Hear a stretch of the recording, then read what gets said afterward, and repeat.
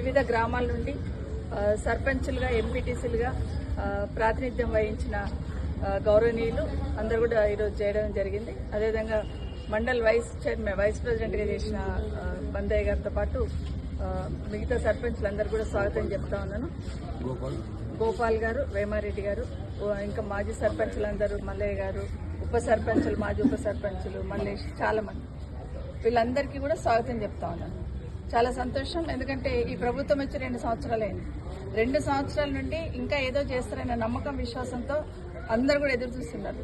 కానీ ఈరోజు రాష్ట్రంలో జరుగుతున్న పరిస్థితులు చూసిన తర్వాత అయ్యో కేసీఆర్ ఉన్నప్పుడు ఎట్లా ఉంటే ఇప్పుడు ఏమైపోతున్నాము, మళ్ళీ కేసీఆర్ని తెచ్చుకోవాలా, మళ్ళీ కేసీఆర్ వస్తే ఈ రాష్ట్రానికి శ్రీరామ రక్ష అనే లెవెల్లో గ్రామాలలో అందరూ కూడా కదులుతున్న సందర్భంలో మొన్న కూడా ఒక 2 సర్పంచులు వచ్చి చేరి ఉన్నారు. సో ఖచ్చితంగా ఈరోజు గ్రామాలలో కూడా ప్రతి దగ్గర కూడా యూరియా కోసం ఏదైతే ఇబ్బంది పడతా ఉన్నారో అదే కేసీఆర్ ఉంటే రైతును కంటికి రెప్పలా కాపాడుకున్నారు. రైతాంగానికి వెన్నెముకలాగా పనిచేసింది కేసీఆర్ గారు. రైతు బంధు వేశారు, రైతు బీమా ఇచ్చారు.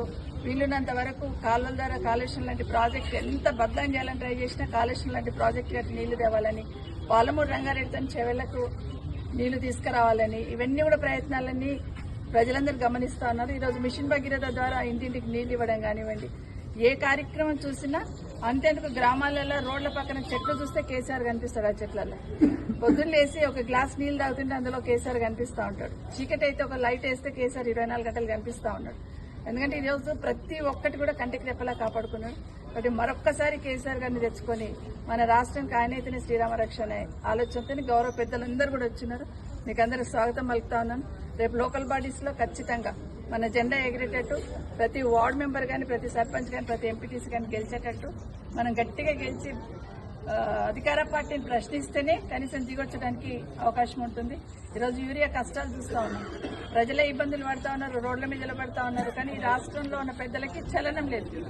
మంత్రికి, ముఖ్యమంత్రికి, మంత్రులకు, ముఖ్యమంత్రికి కోఆర్డినేషన్ లేదు. అసలు యూరియా కొరతనే లేదంటున్నారు. చెప్పులన్నీ పోగేసుకొచ్చి పెడుతున్నారు. ఏడుంది యూరియా కొరత అంటూ ఉన్నారు. ఒక్కసారి మొన్న నిమజ్జనం రోజు కేసీఆర్ గారు పాటలు వినిపిస్తున్నాయి సెక్రటరియట్లు అనగానే ముఖ్యమంత్రి గారు పరిగెత్తుకొని వెళ్ళారు అక్కడికి నిమజ్జనం దగ్గరికి. అట్లాగే ఈరోజు యూరియా ప్రతి దగ్గర లైన్లు ఉన్నది. ఒకసారి వెళ్ళండి, రైతులకు ఎంత కష్టం ఉందో చెప్తారు. పంట టైం అయిపోయినాక యూరియా ఇచ్చి కూడా వేస్ట్ అని ఏడుస్తున్నారు. ఒక యూరియా బస్తా కోసం రైతు పోలీసు వాళ్ళ కాళ్ళ మీద పడతా ఉన్నాడు. ఒక యూరియా బస్తా కోసం చెంపదెబ్బలు తింటా ఉన్నాడు. ఒక యూరియా బస్తా కోసం గేట్లు దుంకుతా ఉన్నారు. ఒక్క యూరియా బస్తా కోసం లైన్లలో వండుకుంటా ఉన్నారు. దయచేసి ప్రభుత్వం ఇప్పటికైనా కళ్ళు తెరిచి రైతులు ఎదుర్కొంటున్న సమస్యను తీర్చాలి.